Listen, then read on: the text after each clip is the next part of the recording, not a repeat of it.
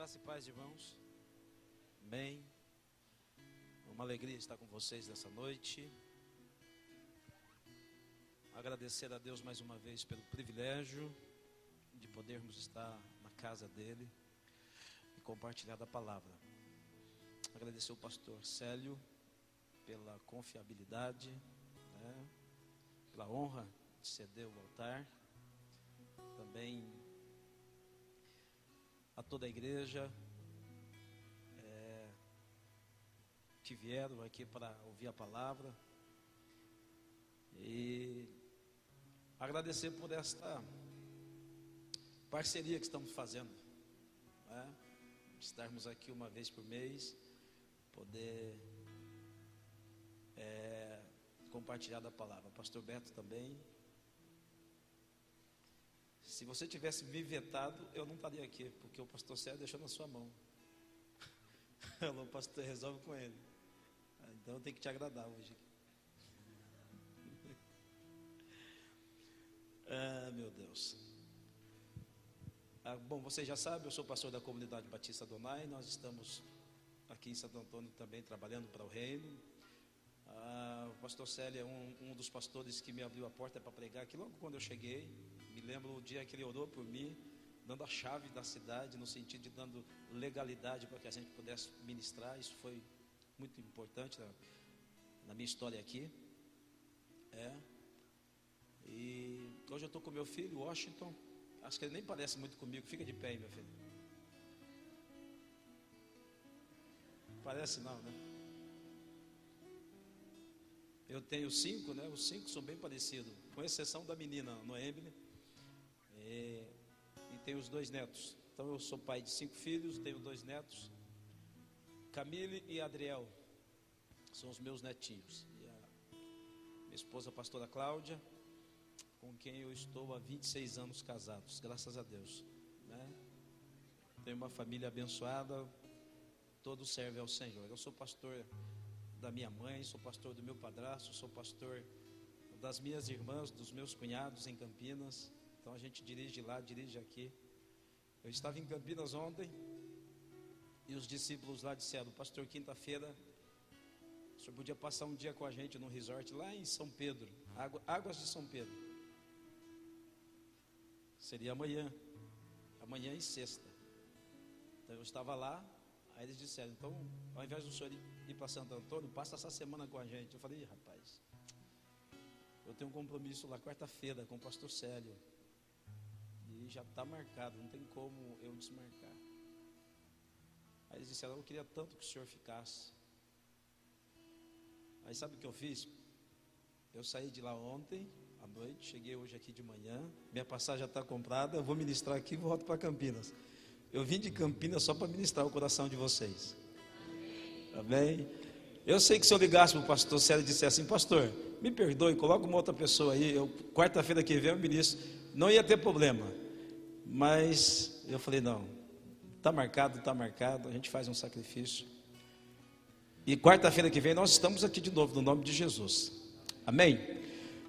Durante essas primeiras quartas-feiras que nós vamos estar aqui, eu vou trabalhar alguns temas relevantes com vocês, pode ter certeza. Não que o que eu vou falar aqui hoje não seja, mas o que eu vou falar aqui hoje é mais algo que eu diria que é um arroz com feijão, mas para marcar esse momento, porque essa palavra tem a ver com a minha parceria com o pastor Célio, de estar aqui uma vez por mês na comunidade evangélica patinense.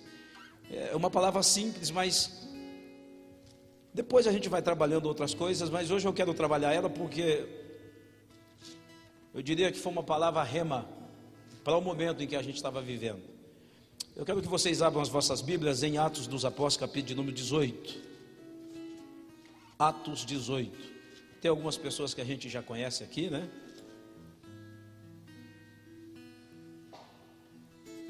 Não vou citar nome, porque vai que eu erro o nome. Pastor, tem esse negócio de errar nome, né?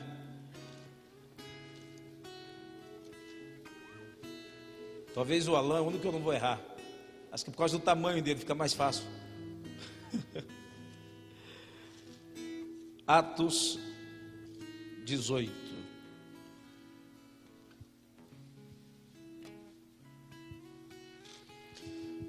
Como é quarta-feira da palavra, então eu vou ler todo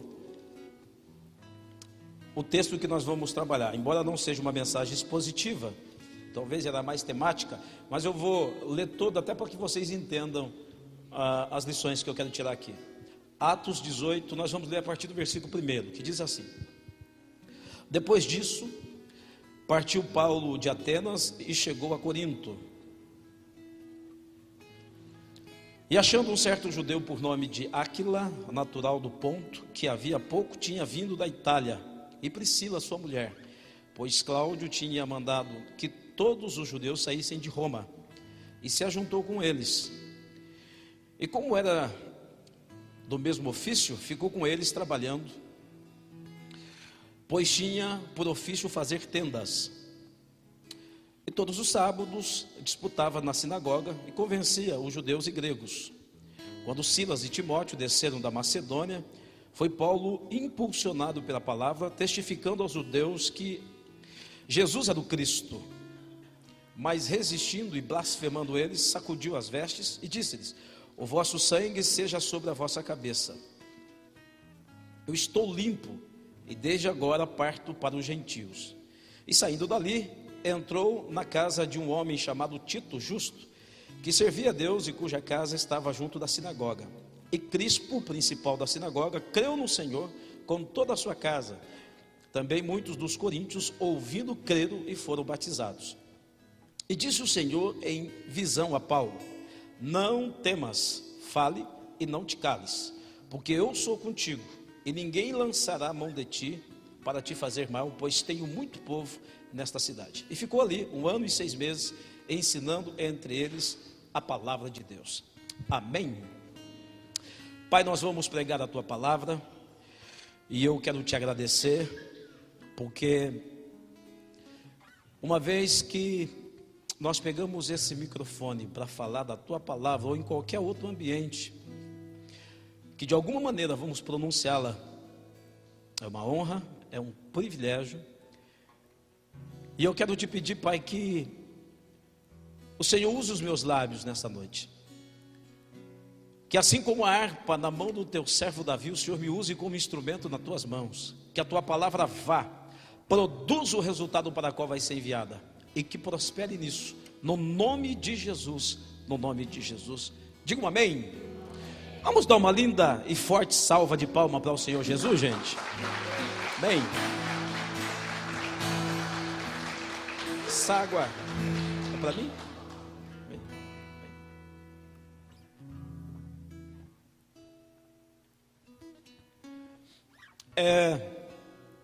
Eu quero falar sobre um tema que dificilmente nós escapamos dele.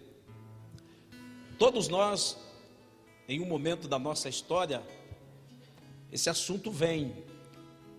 O problema não é ele chegar até a gente, o problema é quando ele faz morada. Aí é um problema sério, quando ele cria raiz dentro da gente. O que seria isso? Desânimo. Desânimo é uma coisa que de vez em quando nos sobrevém, e nós precisamos saber lidar com isso, porque o desânimo, pessoal, é uma das maiores armas que o diabo tem, que o diabo usa. Tem até uma lenda, uma história, só para ilustrar. O diabo estava vendendo as suas ferramentas que ele usava para destruir as pessoas. Então ele colocou à venda. É claro, né, o pessoal queria comprar para que não ficasse mais nas mãos do diabo. Então, comprando essas ferramentas, o diabo não teria mais como usá-las para destruir as pessoas. Então, montaram lá um palco, e lá estavam todas as ferramentas de Satanás. Nós sabemos que são muitas, então eu vou só falar algumas aqui, só para você entender. Lá estava a ferramenta do adultério, estava à venda. A ferramenta da fofoca estava à venda. A ferramenta da divisão estava à venda. A ferramenta da desobediência estava à venda. Aí alguém comprando as ferramentas, olhou lá, que todas as ferramentas tinham nome. Aí olhou e viu uma ferramenta por nome de desânimo. Aí essa não estava à venda. Aí a pessoa perguntou: escuta, Por que todas as ferramentas aqui estão à venda e só essa não está à venda? O desânimo. Quer dizer que as pessoas podem comprar todas as outras ferramentas, mas essa você não vende? Aí o diabo diz: as pessoas podem levar todas as outras, mas eu ficando com o desânimo,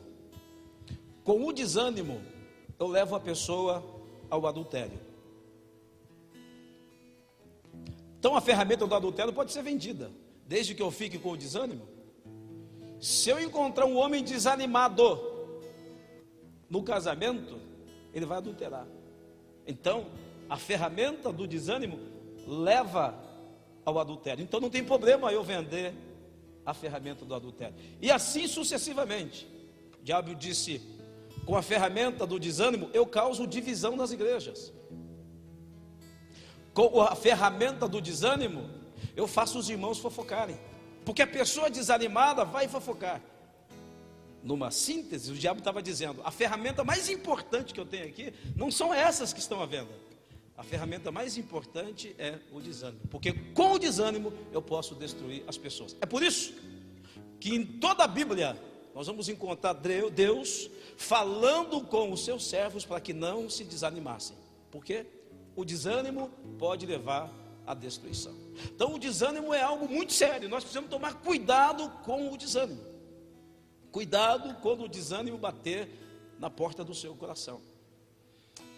E tem pelo menos 3 situações que pode nos desanimar.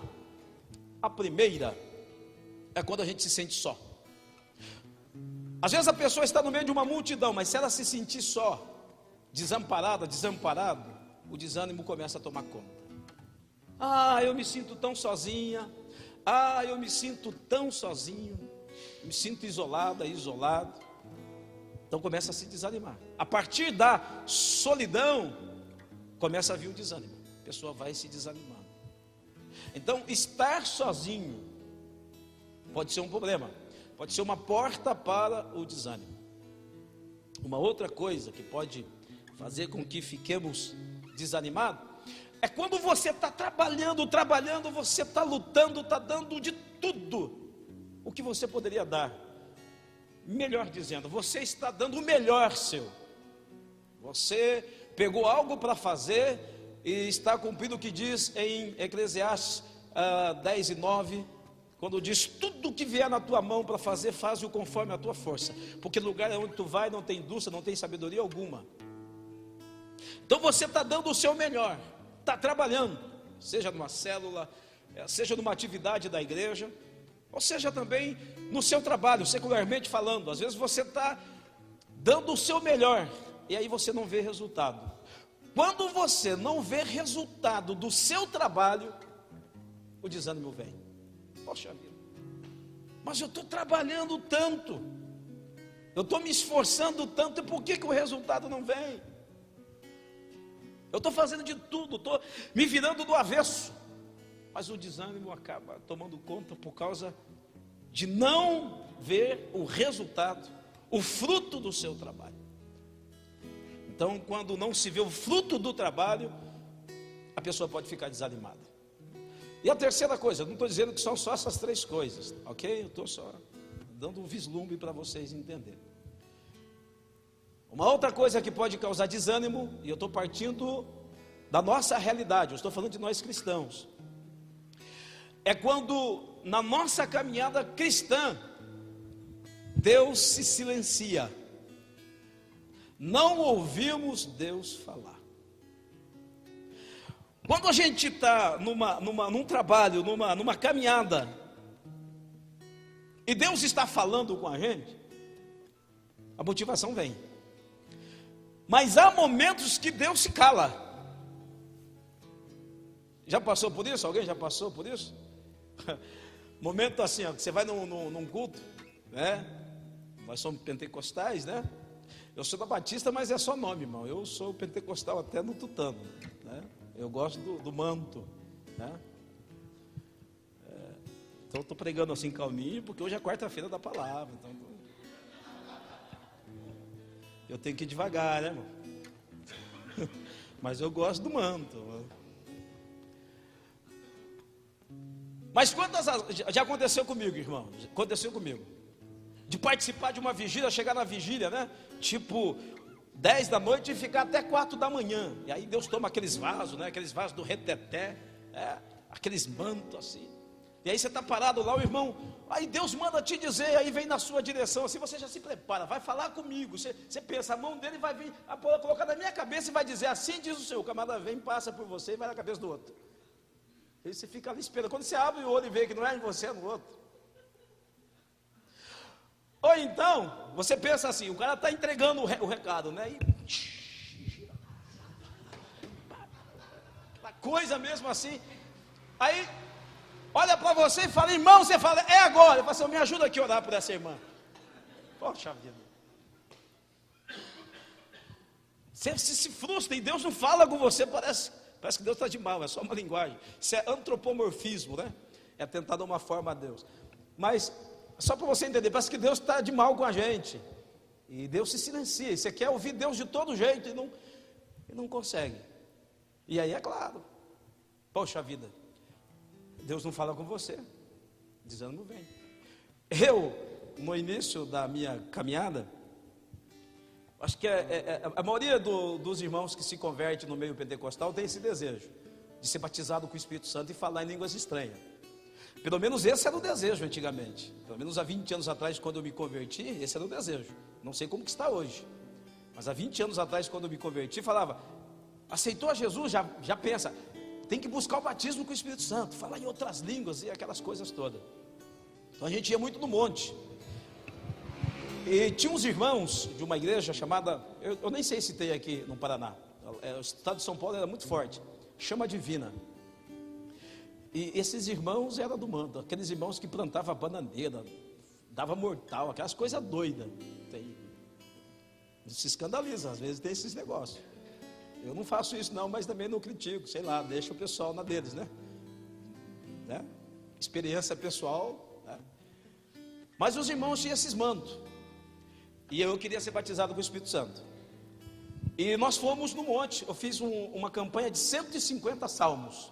Os 150 salmos, então toda noite a gente orava até as 3 da manhã, mais ou menos 11 da noite até as 3 da manhã, líamos um salmo, né? O irmão levava uma lanterninha, colocava lá no salmo, a gente lia no monte e buscava o batismo com o Espírito Santo. E na hora de buscar o batismo com o Espírito Santo, dava as mãos, né? E os irmãos falavam assim, Fernando, para você ser batizado com o Espírito Santo, você tem que dar glória. Você tem que dar glória. Aí, meu irmão, e eu ficava, irmão, glória, glória, ô glória, glória, ô glória, glória. Irmão, e tinha uma hora que não tinha mais jeito, irmão. Você sabe o que é 150 noites de ser glória, glória, glória, glória. E os irmãos entravam no manto, de mão dada, e começavam a falar em mistério, e não apertava a minha mão. E tinha hora que eu não estava mais dando glória a Deus de raiva. Estava doendo a minha mão, e os caras apertavam. Irmão, foi difícil esse negócio. Não foi fácil não. Mas o que isso tem a ver com o desânimo? Que eu fiz 150 salmos no monte, orando e pedindo para Deus me batizar, e Deus não me batizou. Eu não senti nada. E só tinha irmãozinhos brancos lá. Eu falei, Deus, acho que tem preconceito. Deus não gosta de negão. Os irmãos branquinhos lá, rapaz, rodava, pulava, falava em mistério, e eu não sentia nada. Eu comecei a ficar desanimado, irmão. Desânimo. Facinho de desviar. É que eu não deixei o desânimo me tomando conta do meu coração. Aí para os irmãos terem ideia, um dia, já tinha acabado a campanha. O irmão Leandro, um amigo, chamou eu para ir no monte. Estávamos lá, e nesse dia eu não estava nem esperando. Eu falei, Deus não vai me batizar mesmo. Não adianta, eu vou ficar. Aí eu estou lá de joelho, de repente vem esse irmão Leandro. O irmão Leandro veio e colocou a mão sobre a minha cabeça. Gente, eu não vou explicar, porque essas coisas não se explicam, é só quem sente. Mas eu senti algo tão extraordinário. Eu senti um fogo que eu não sabia explicar. E eu comecei a falar em outras línguas. E foi uma noite especial para mim.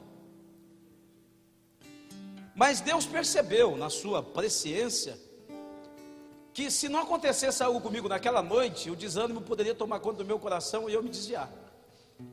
Por não ser batizado com o Espírito Santo, por não ter aquela experiência que eu tanto estava buscando, talvez o desânimo poderia.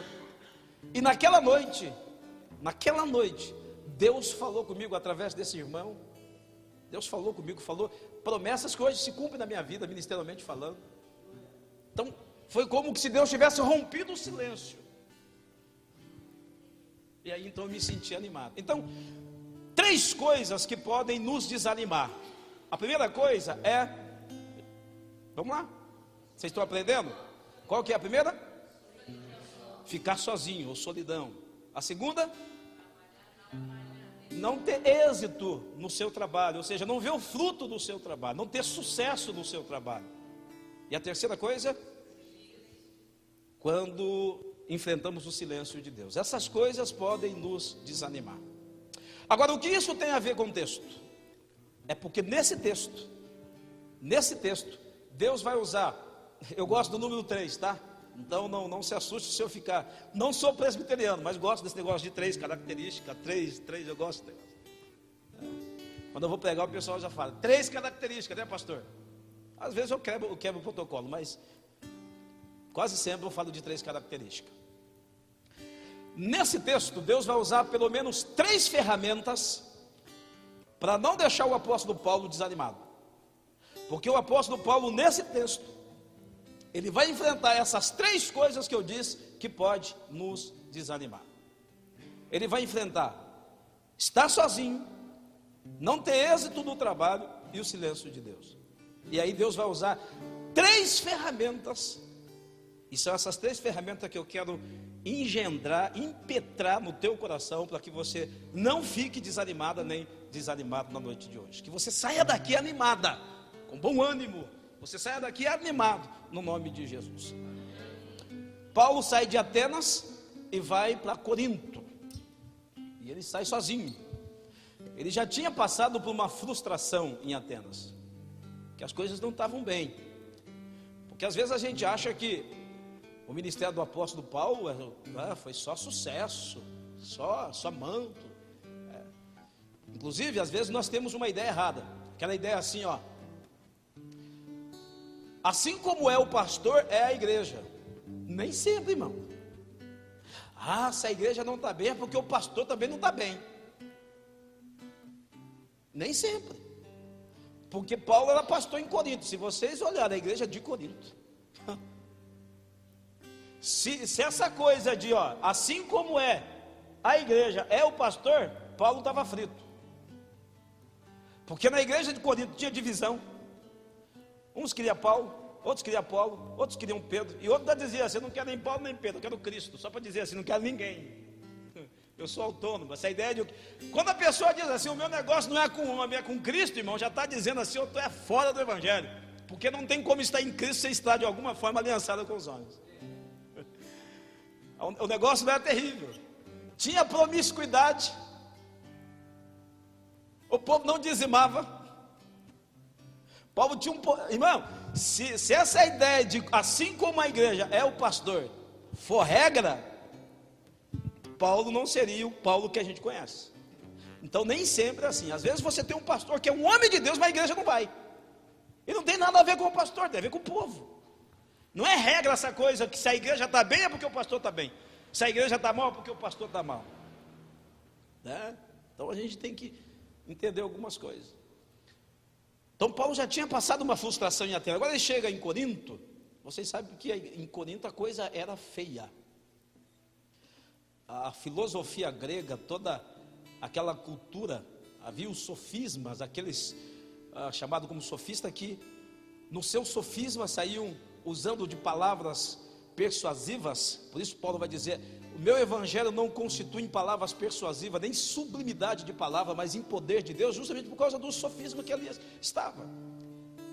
Aqueles filósofos que saíam na rua tagarelando, e o Paulo até foi chamado de tagarela também, porque fizeram uma comparação, e eles usavam palavras de efeito que sabia fazer o povo chorar e rir ao mesmo tempo. E hoje vocês sabem que tem muito pregador que tem essa facilidade. E aí as pessoas já começam a medir o termômetro. Esse é o homem de Deus, nem sempre. Então isso aí não é novo não. Lá, Paulo enfrentou essa coisa, lá em Corinto.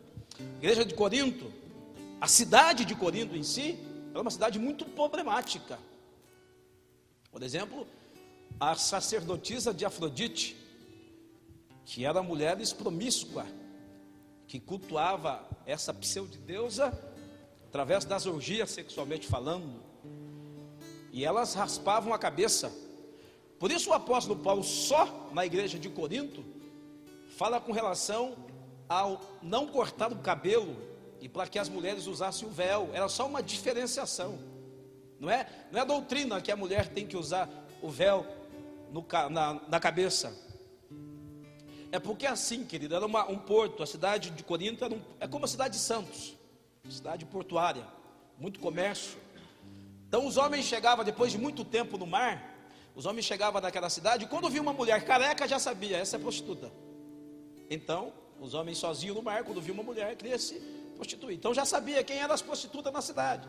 As prostitutas eram mulheres que não tinham cabelo, todas elas raspavam a cabeça. Então essas mulheres serviam os homens. Agora o que acontecia? Essas mulheres se convertiam, iam para a igreja. E aí, uma santa mulher de Deus, agora crente, andando na rua careca. Os homens iam mexer com ela do mesmo jeito, porque já era uma cultura da cidade. É careca, é prostituta. Por isso Paulo chega na igreja e diz para as irmãs: vocês não raspem a cabeça, vocês não cortem o cabelo, vocês usem o véu, porque se vocês não usarem os véus, vocês vão ser confundidas com prostituta. Se vocês ficarem de cabeça raspada, vocês vão ser confundidas com prostituta. Então era só por isso. Durante muito tempo as irmãs, coitadas, as irmãs não podiam cortar o cabelo, né? Aqui vocês podem, né? As mulheres aqui podem cortar o cabelo, pastor Sérgio? Aleluia! Coitada das irmãs que sofriam, né? Que os homens tudo cortadinho, tudo arrumadinho, as irmãs tinham que deixar o cabelo. Era só para a igreja de Corinto. Se o apóstolo Paulo chegasse hoje aqui em Santo Antônio da Platina, aqui não tem um prostíbulo grande, por exemplo, como tem em Campinas. Campinas tem quase uma cidade, é quase do tamanho de Santo Antônio, o Jardim Itatinga lá em Campinas. É um bairro só de prostíbulo, só de prostituta, é um bairro inteiro. É um bairro que dá quase a metade da cidade aqui, é enorme lá o lugar, Jardim Itatinga. Então é só prostitutas. Não só mulheres, mas tem de tudo lá, né? É Sodoma e Gomorra em Campinas. Se o apóstolo Paulo chega num ambiente desse e vê as mulheres lá, todas as mulheres prostitutas, cabeludas, cabelo batendo aqui, sabe o que o apóstolo Paulo ia fazer na igreja? Sabe o que ele ia dizer? Irmãs, raspem a cabeça, porque as prostitutas têm o cabelo grande, então as mulheres de Deus têm que ter o cabelo raspado, para não haver confusão. Quando ele disse que não era para não cortar o cabelo, usar o véu, era para fazer uma diferenciação naquela cidade, naquele ambiente, naquele contexto. Tem nada a ver uma doutrina para a igreja. Então é uma região que ele ia enfrentar muita dificuldade. O apóstolo Paulo sai de Atenas, onde já tinha dificuldade, chega em Corinto, sozinho. Aí o desânimo vai vir, irmão. Ele começa a ver os filósofos filosofando, os sofistas, a idolatria. O que eu vou fazer sozinho? O apóstolo Paulo era carne, igual você e eu. Estou sozinho nesse ambiente, o que eu vou fazer? Aí Deus, para que Paulo não ficasse sozinho e não se sentisse sozinho, que o desânimo não tomasse, Deus permite uma perseguição em Roma. Cláudio não deixa nenhum cristão ficar em Roma. E aí sai de Roma Priscila e Áquila. E para onde que eles vão? Eles vão para Corinto. E por que eles foram para Corinto? Porque Paulo estava sozinho. E Paulo precisava de amigos. Porque no momento em que você está sozinho, você precisa do quê? De amigos. Você precisa de alguém para te ajudar, porque é melhor serem dois do que um. Porque se forem dois, se um cair, o outro levanta. Se estiver sozinho, quem vai te levantar? Na hora do frio, se forem dois, um aquece o outro. E se alguém se levantar contra você, os dois se levantam contra aquele, e aí você tem sucesso, porque é dois, não é um só. Aliás, talvez nessas quartas-feiras eu pregue aqui um dia sobre as vantagens de serem dois. Eu tenho uma mensagem nessa linha muito interessante. Então precisa de amigo. Então Paulo estava sozinho, mas Deus prepara para auxiliar o apóstolo Paulo, Áquila e Priscila. E depois vocês vão ver a seguir que vem ainda para reforçar essa equipe, Paulo e Silas que vieram da Macedônia. Porque o Paulo precisava de ajuda em Corinto. Sozinho ele não teria êxito. Agora, pastor Fernando, o que isso tem a ver comigo? Essa é a pergunta. O que isso tem a ver conosco? É que Deus nessa noite está te dizendo que você não vai ficar sozinha. Você não vai ficar sozinho.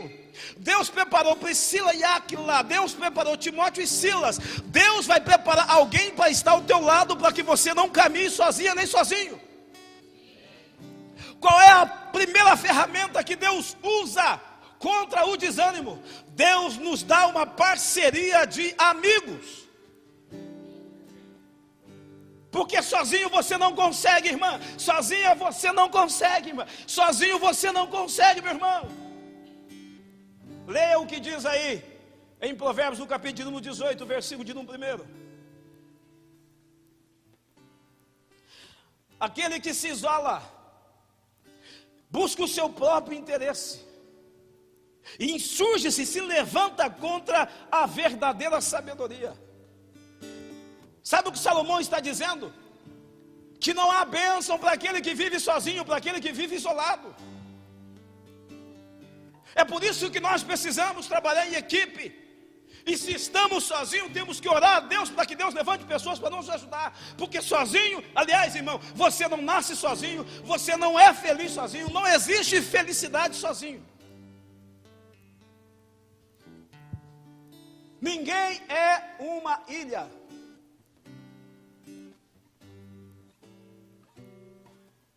Então, talvez você hoje está se sentindo sozinha, sozinho, embora esteja aqui, no meio da multidão.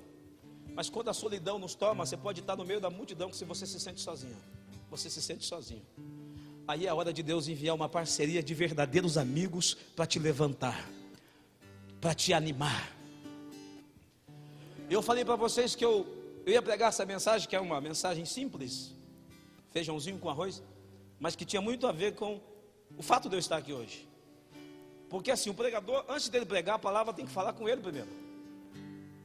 E quando Deus me deu essa palavra, foi quando eu liguei para o senhor, pastor Célio. Porque Deus falou comigo: sozinho você não vai conseguir, meu filho. Você precisa de parceiros. Porque nós pastores temos uma dificuldade de se humilhar para o outro, né? De pedir ajuda para o outro, de falar: oh, pastor, me ajuda aí que a coisa está feia. E eu estou enfrentando um problema sério lá na nossa igreja. Está fácil não, irmãos. Nós estamos aqui há 2 anos, eu estou ali na Aparecidinho 3, o negócio ali não está fácil. Está fácil não. É uma igreja que você consegue o povo, mas financeiramente falando, hoje meu filho estava falando: meu pai, hoje eu estou R$2 de oferta lá na nossa igreja. Ó, R$2, irmãos, de oferta. Como é que eu pago um aluguel de R$1.300, R$1.250, eu acho? Se nas reuniões entrar R$2 de oferta. Então não é fácil. E todo mês a gente se sacrificando lá, não é fácil não. Aí eu peguei para o pastor Célio, falei: pastor Célio, e aí, meu irmão, me ajuda aí. Não vou falar o que eu falei para ele não, mas ele já sabe. Mas eu estou dizendo que ele fez uma parceria comigo. Foi uma resposta de Deus no momento de desânimo. Não que eu deixei o desânimo tomar conta do meu coração, mas o desânimo veio. E para que o desânimo não tomasse conta do meu coração e virasse uma arma de Satanás contra o meu coração, Deus me preparou parceiros. Agora eu posso usar no plural, pai e filho, né? Eu diria que é como é pai e filho, né? Então é Timóteo e Silas. Entendeu? E aí você pode estar perguntando, mas o que isso tem a ver comigo? Na minha necessidade, Deus levantou parceiro. Na sua necessidade, Deus vai levantar alguém para estar do seu lado. Eu gosto de uma frase, que a frase é a seguinte, ó: a soberba fez de anjos demônios. A soberba fez de anjos demônios. Eram anjos que estavam no céu, mas por causa da soberba viraram demônios e foram lançados do céu. Mas a humildade faz de homens anjos. A humildade em algumas pessoas faz dessas pessoas anjos na nossa vida. Talvez você não entendeu. Eu estou dizendo que Deus vai preparar pessoas que vão estar do seu lado, que serão verdadeiros anjos que Deus está enviando para te socorrer no momento do seu desânimo. Você entende isso? Se você entendeu, pode aplaudir o Senhor. Deus vai preparar pessoas para estar do seu lado e vai te ajudar na hora que você mais precisar. Você vai dizer, poxa vida, essa pessoa foi um anjo de Deus na minha vida. Porque a gente tem aquela ideia, né? Um anjo, vai vir aquele anjo, com asa, voando. Não, irmão, tem anjo de Deus aí, ó. Você fica esperando o anjo com toda aquela indumentária angelical. Ei, Deus tem um anjo aí do seu lado.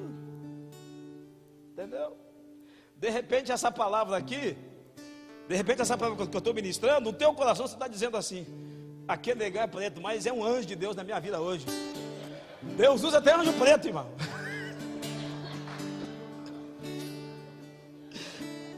Não, porque na ideia os anjos é tudo branco, de asa, é ou não é? É os negão só.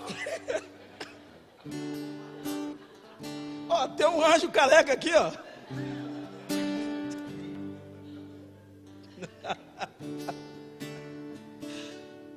Entendeu? Deus faz isso, gente. Agora vejam, eu li, não vou reler por causa do tempo, mas vocês viram que o Paulo prega aqui e ele não tem êxito na sua pregação? A coisa foi tão feia que ele sacudiu e falou assim: eu estou livre do sangue de você, eu já preguei, vocês não querem ouvir?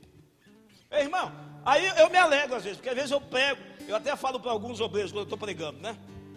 Às vezes eu faço algumas reuniões de obreiros e tem alguns. Eu acho que aqui na comunidade evangélica não tem, acho que é só na comunidade batista Adonai que tem. Tem uns irmãos que a gente todo mês, e às vezes quase todo dia você ensina a mesma coisa, mas sempre estão errando nas mesmas coisas, pastor. Você trata hoje, amanhã a pessoa está caindo nos mesmos erros. Aí eu falo assim, parece que eu estou ensinando passarinho a nadar e peixe a voar. Irmão, passarinho não vai nadar e nem peixe vai voar. Peixe nada e passarinho voa. Mas tem gente que é difícil esse negócio, né? Então, você está ensinando. Mas aí quando eu olho para o apóstolo Paulo, eu falo, mas se o Paulo não teve gente que o Paulo pregou e as pessoas não se converteram. Irmão, quem sou eu perto do apóstolo Paulo? Se os camaradas não ouviram nem o Paulo, vai querer ouvir o pastor Fernando? Então eu me motivo. Porque quando eu não tenho êxito, eu falo, não, o Paulo também não teve. Então, meu irmão, se você pregar aí, alguém te der um soco na cara, não fique bravo, nem bravo. Porque o Paulo também foi socado. Se você tiver que fugir de Santo Antônio da Platina, no caso de Paulo, ele foi pelo um cesto. Como aqui não tem esse problema, né? Se você tiver que fugir aí escondido no fusquinha de alguém, agachadinha, tem que fugir porque alguém está te perseguindo, agachadinho. Ou então dentro do porta-mala de um carro, porque a perseguição é grande, não se sinta inferior, porque o Paulo também teve que fugir. Agora presta atenção, ele pregou, ele não teve êxito, assim como Deus viu que na hora que ele estava sozinho, se Deus não intervém com a ajuda, com a parceria de amigos, e aí eles vão trabalhar juntos, fazer tenda juntos, da mesma forma, se Deus não intervém agora, o Paulo ia se desanimar, porque ele prega e não tem resultado, ele fica frustrado. Então Deus tinha que dar uma injeção de ânimo nele, porque senão Satanás ia usar agora o desânimo para frustrar o ministério de Paulo. Aí sabe o que Deus prepara? Deus direciona ele e ele vai para a casa de um cara. O nome dele é Tito.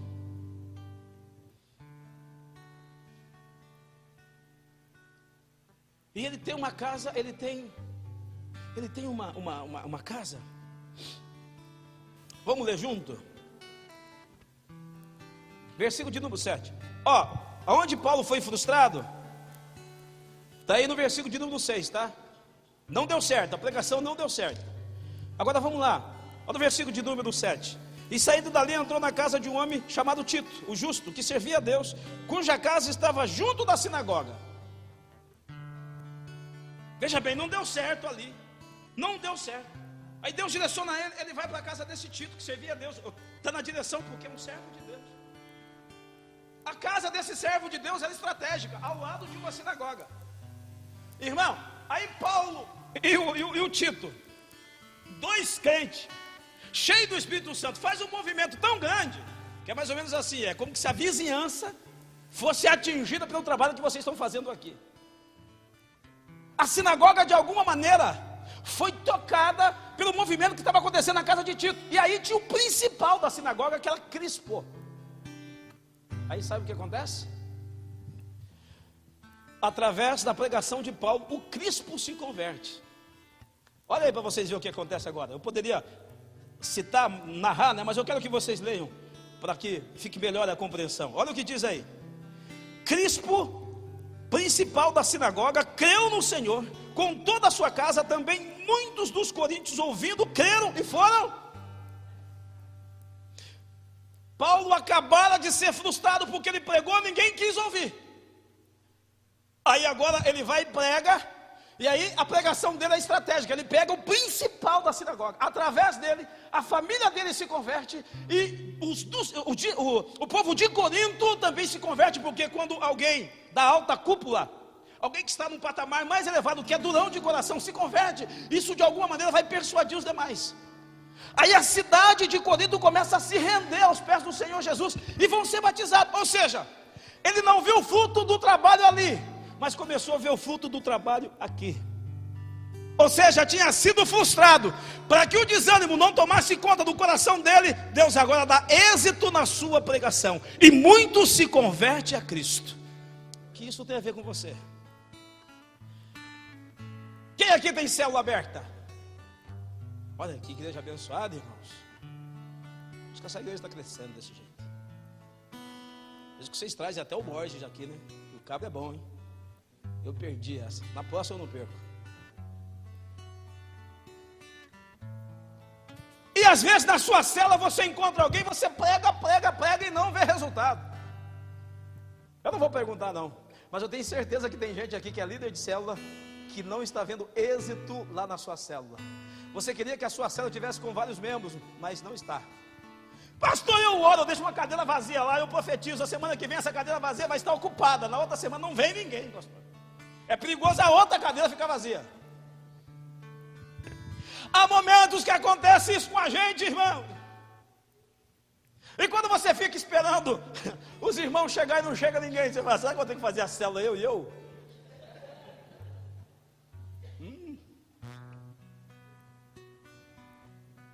Isso acontece com a gente. Trabalha e não vê o êxito. Você não vê o fruto do seu trabalho. Você semeia, e você não está vendo a colheita. E você fala, meu Deus do céu, mas além da semeadura, a gente semeia, tem que colher alguma coisa. Mas acontece que tem sementes. Se você joga o grão de feijão, no outro dia já está brotando. Mas tem, você vai plantar um pé de jabuticaba, demora você chupar jabuticaba daquele pé. Tem semente que você lança ela hoje, amanhã você já vai colher alguma coisa. Ou pelo menos vê o fruto. Vê crescendo, mas tem semente, querido, que não vai. Demora. Agora, não significa que o fruto não virá. Deus, sabendo que o Paulo ia se desanimar, porque ele não viu sucesso na sua pregação. Paulo estava vivendo o seu momento de fracasso. Olha o que Deus faz. No fracasso, Deus faz virar sucesso. Talvez você hoje está vivendo um fracasso na sua célula, um fracasso na sua empresa, um fracasso no seu ministério. Presta atenção, é só um momento, daqui a pouco Deus vai dar fruto.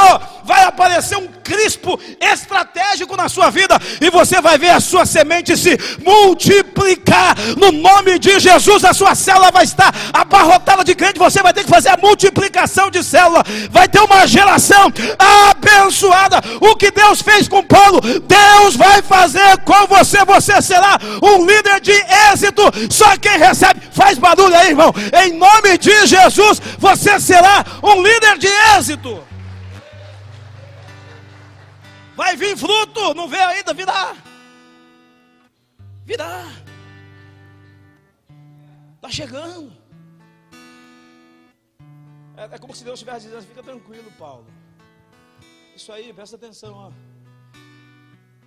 Se eles ali se convencem, não ia ter muito resultado não. Agora, se você pregar para o Crispo é influente, ele é líder de uma sinagoga, vai vir a sinagoga toda, a sua família toda, você vai ver o que vai acontecer aqui. É que a gente pensa que vai acontecer de um jeito, mas o jeito de Deus é bem melhor do que o nosso jeito. Entendeu? É que às vezes Deus complica, depois descomplica e não explica porque complicou. Sério. Às vezes Deus complica, depois descomplica e explica porque complicou.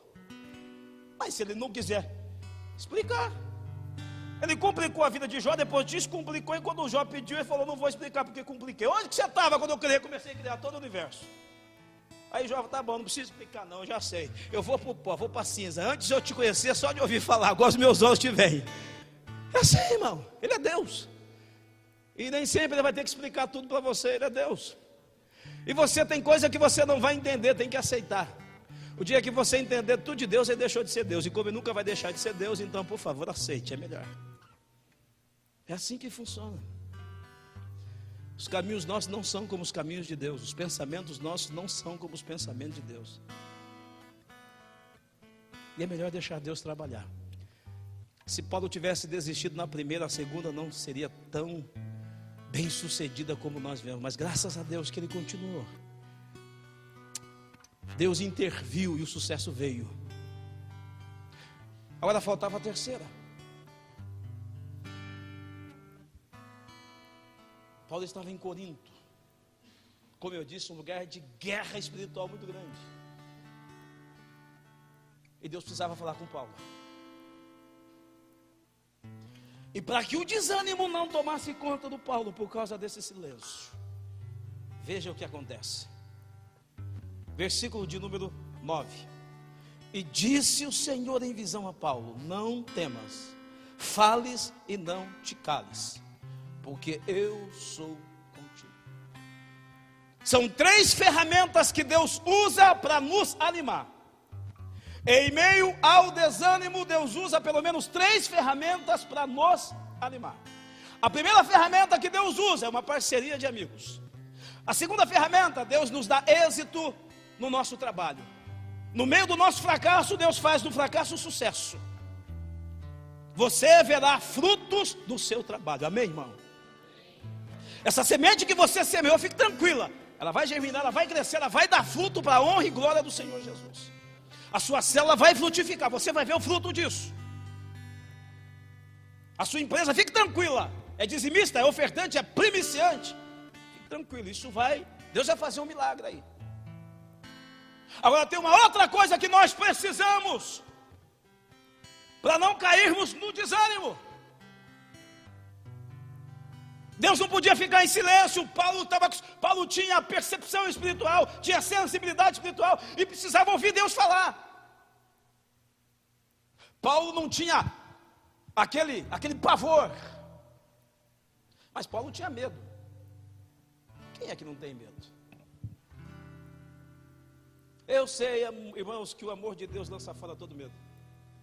Eu sei que a Bíblia está recheada 366 vezes dizendo: não temas, não temas, não temas. Eu sei disso. Mas existe um medo natural. Olha, irmão, se eu tivesse os meus 18 anos, talvez eu faria assim aqui hoje, ó. Tá, caia de pé lá. Eu era funkeiro, eu era da bagunça, do break, de rodar no chão de cabeça, essa coisa toda.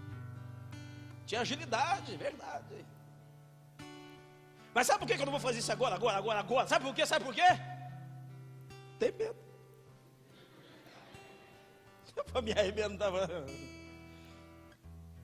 Porque o medo é um dispositivo natural que Deus nos deu, irmão. A gente não faz coisas por causa de medo. O farol está vermelho, você não vai passar por quê? Você tem medo, ou medo de tomar uma multa, a multa está pesada, ou então você pode atravessar e vir um carro do outro lado, causar um acidente. Existe o medo que é natural. É claro que existe um pavor, existe um grau de medo elevado. E por que Deus constantemente diz assim, não temas? Por quê? Se nós não tivéssemos medo, por que Deus falar não tenha medo? É porque Deus nos conhece, Deus conhece a nossa estrutura e lembra-se de que somos pó. Salmo 103, 17. E o Paulo estava com medo. Ele tinha um medo natural. O que vai me acontecer aqui?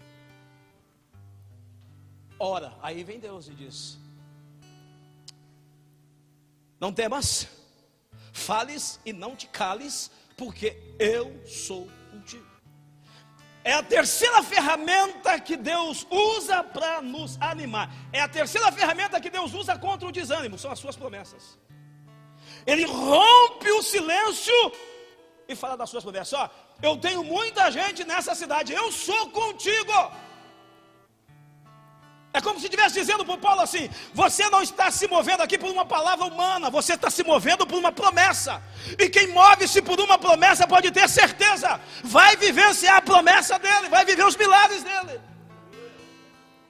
Eu quero te dizer, o fato de você estar aqui significa que você está vivendo a promessa de Deus. Você não está se movendo por uma palavra humana, você está movendo por uma promessa. O seu ministério não será sepultado, o seu casamento não será sepultado, a sua história não será sepultada, porque você está debaixo de uma promessa, e quem tem promessa de Deus não pode morrer em Corinto.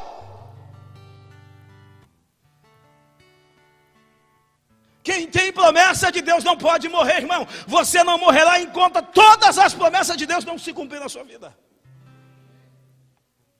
Você tem uma promessa de Deus. Você tem uma promessa de ser um pastor. Então, enquanto você não se tornar um pastor, você não vai morrer. Isso é muito sério. Só trazer um testemunho rapidamente pessoal, pastor Fernando. Rapidamente. Acho que eu já contei aqui que a minha mulher, ela morreu e Deus a ressuscitou. A Cláudia sofreu 3 paradas respiratórias. Teve um choque séptico, falência múltipla dos seus órgãos, tinha morrido, já tinham dado óbito, até que Deus usou um anjo, que era um médico, foi um anjo que Deus usou, fez um processo de ressurreição, ela voltou, mas quando ela voltou, por causa que faltou oxigênio no cérebro, oxigênio no sangue, ela entrou num processo chamado SARA, Síndrome de Angústia Respiratória Aguda. Ela ficou 10 dias em coma na UTI. Os médicos disseram, desenganaram ela, que ela ia morrer, que ou se ela vivesse ela ia ficar sem as ações naturais, ela ia vegetar porque faltou oxigênio no cérebro, enfim, um monte de coisa. No meio de tudo isso, houve um momento que eu desanimei, porque tem jeito, né? Pai de 5 filhos. O meu filho maior, na época, tinha engravidado uma menina fora do casamento, Wesley. Graças a Deus ele está casado com ela hoje na igreja, resolveu esse problema. Mas na época era um problema. Eu tinha começado o ministério. Começado a comunidade Batista Donai. Coisa de 9, 10 anos atrás. Falei, meu Deus, o que eu vou fazer? Viúvo. Porque os médicos já disseram, não tem jeito. Aí, irmãos, eu me lembro, isso foi muito, muito forte. O irmão me ligou. E aí ele falou assim, minha esposa quer falar com o senhor. A esposa disse assim, ô pastor Fernando, o senhor lembra daquele dia que eu era pastor dessa irmã, na época que eu era da Igreja Brasil para Cristo? O senhor lembra daquele dia, naquele culto, que Deus tomou um profeta e falou com o senhor de uma forma extraordinária, trouxe coisas que só o senhor e a família sabiam? E o Senhor testificou acerca disso. E uma das coisas que ele disse para o futuro do Senhor é que o Senhor teria a sua casa própria. Que Deus ia te dar uma casa própria. E o Senhor seria pastor de uma grande igreja. Uma pergunta para o senhor, pastor Fernando: o senhor já tem a casa própria? Eu falei: não tenho. O senhor já está pastoreando uma grande igreja? Eu falei assim: ainda não. A irmã falou assim: e por que o senhor está com medo da pastora Cláudia morrer? Porque o pregador disse para o senhor e para ela, os dois estavam juntos. A promessa era para o senhor de família. Ora, se o senhor não tem a casa própria, se o senhor ainda não está pastoreando uma grande igreja, fique tranquilo, pastor Fernando, porque a pastora Cláudia não vai morrer. Irmão, eu descansei nessa palavra.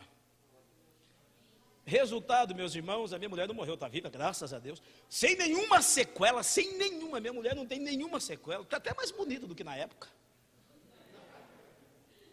Verdade. Então, por isso que eu não ligo muito de ter minha casa própria, entendeu?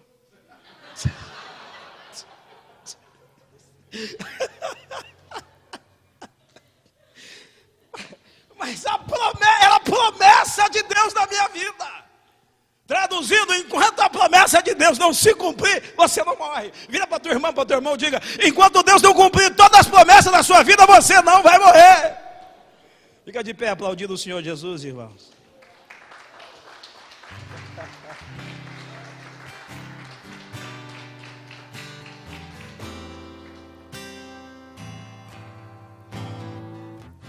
Eu quero orar por vocês.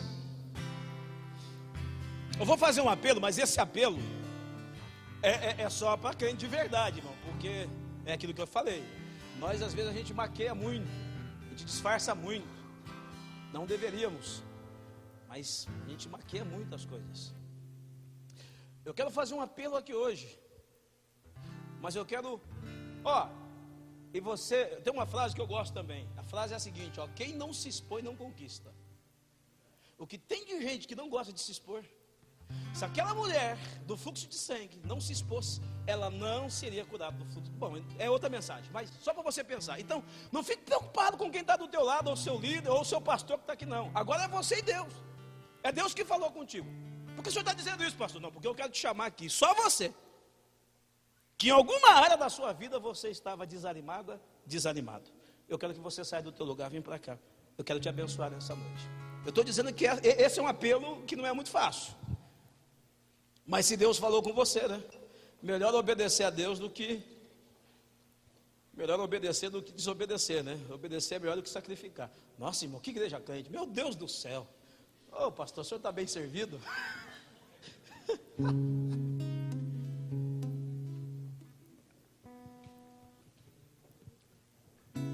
Porque uma hora ou outra vem, irmão, e a gente passa por isso. Às vezes é no casamento, às vezes é no trabalho, às vezes é no rol de amizade. Tem tantas áreas da nossa vida, no relacionamento, que vem um desânimo.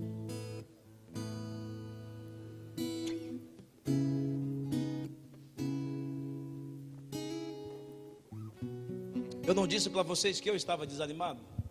Essa palavra falou comigo primeiro.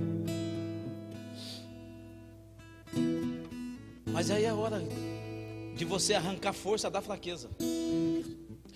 Quando você lê Hebreus, está escrito isso, que os heróis da fé, eles arrancaram força da... Sabe o que é isso? É arrancar força da fraqueza. E a Bíblia diz assim: anima-te, e eu fortalecerei o teu coração. Só para você ver que isso não é coisa só de crente doente, é coisa de líder também. Por que vocês acham que em Josué 3, pelo menos 3 vezes Deus diz assim: tem de bom ânimo, Josué, não tema, Josué, esforça-te, Josué? Por que, irmãos? Porque o cara estava com medo, gente. O cara estava desanimado. Ele viu aquela situação, meu Deus do céu, olhou para trás, não viu o Moisés, falou assim: agora é comigo, o que eu vou fazer? Aí Deus vem: não tema, esforça-te, tem de bom ânimo, eu serei contigo, assim como eu fui com Moisés, serei contigo. Não pasme, não te desvie nem para a esquerda nem para a direita, porque eu farei prosperar o teu caminho. Deus está falando com você a mesma coisa. Não deixe o desânimo fazer morada no teu coração. Anima-te. Deus vai preparar alguém para te ajudar. Deus vai fazer a sua semente frutificar. Você vai ver o fruto do seu trabalho. E Deus tem promessa na sua vida. Hoje Deus rompeu o silêncio. Hoje Deus está dizendo o que Ele disse para o Paulo: não cales, fale, não te cales. Eu sou contigo. Eu estou contigo nessa célula com uma pessoa só. Eu estou contigo nessa célula com 10, com 20. Eu estou contigo. Eu estou contigo no fracasso também, não é só no sucesso. E às vezes o nosso maior sucesso está nos fracassos, irmão. Nem sempre nas vitórias nós somos bem sucedidos. Às vezes nas vitórias a gente passa pelos maiores fracassos. E nos fracassos a gente passa pelas maiores vitórias. Quando foi que o Elias fracassou? Foi depois de uma grande vitória. Depois de uma grande vitória, destruiu os 450 profetas de Baal, os 400 de Azera, e aí correu de uma mulher. É depois de uma grande vitória. Às vezes nós aprendemos muito mais com as derrotas do que com as vitórias. Deus está contigo, anima-te. Vai cantar, meu filho? Pode cantar. Nós já vamos orar. Aproveite para meditar agora nessa palavra. Anima-te. Anima-te. Para me curar, para me ensinar. Anima-te. O caminho que devo seguir. Oh, anima-te. Podes me usar, Senhor, como tu bem queres. Abra o teu coração. Abra o meu coração para me curar, para me curar, Senhor. Não temas. Para me ensinar. Deus está ensinando alguma coisa a você nessa noite. O caminho que devo seguir. Podes me usar, Tem que ser Senhor, do jeito que Ele quer. como tu bem queres. Abra o meu coração, louvar-te.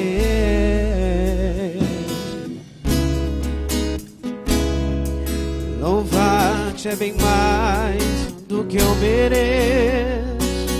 Anima-te com o teu casamento hoje. Adorar-te é mais profundo do que eu bem sei. Anima-te com a tua mulher. Anima-te com o teu marido. Anima-te com o teu filho. Anima-te.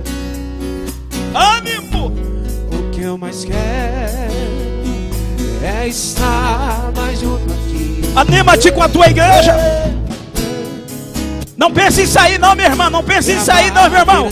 Pense em ficar. Anima-te com o teu ministério. Anima-te com o teu pastor. Anima-te com a sua liderança. Anima-te. É a verdade, sinceridade. Músico, anima-te com o seu instrumento. De mostrar os meus pequenos. Se é baterista, anima-te com a sua bateria. Não desanime não. Se é tecladista, anima-te com o seu teclado. Se é pregador, anima-te com a sua pregação. Anima-te.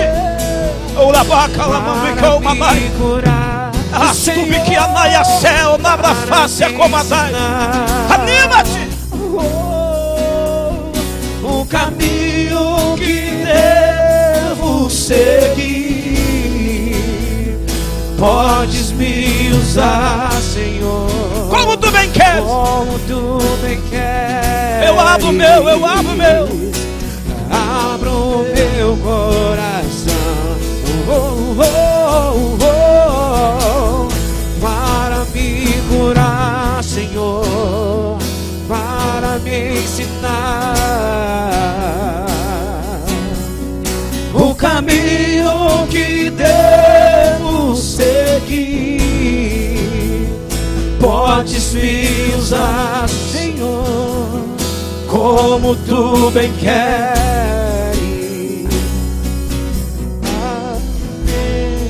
Pai, eu quero abençoar o teu povo. Quero abençoar a tua igreja. Pai, eu preguei a tua palavra, e a minha oração é que o Senhor anima esse meu irmão. Anima, Senhor, esta minha irmã. Anima o teu povo nesta noite. Traga uma injeção de ânimo. Talvez a minha irmã, meu irmão chegou como Elias aqui hoje debaixo de um zimbo, pedindo a morte, pedindo a morte. Que essa palavra seja a água e o pão cozido na brasa para fortalecer a minha irmã e o meu irmão. Anima o teu povo, que ao terminar essa reunião, esse povo sai daqui animados pelo Senhor. Nos desafios, anima os seus filhos. Aquilo que eles têm que fazer daqui para frente, que precisava de ânimo, anima. Que os céus de Santo Antônio da Platina se rasguem nessa noite, e que venha uma unção de ânimo, uma unção de ânimo, e que alcance o meu irmão, que alcance a minha irmã nessa noite, e que a história dele dela mude a partir de hoje, em nome de Jesus Cristo. Só os que já estão se sentindo animados, aplauda o Senhor nessa noite. Seja abençoada, seja abençoado, em nome de Jesus, em nome de Jesus. Para me curar, Senhor, para me ensinar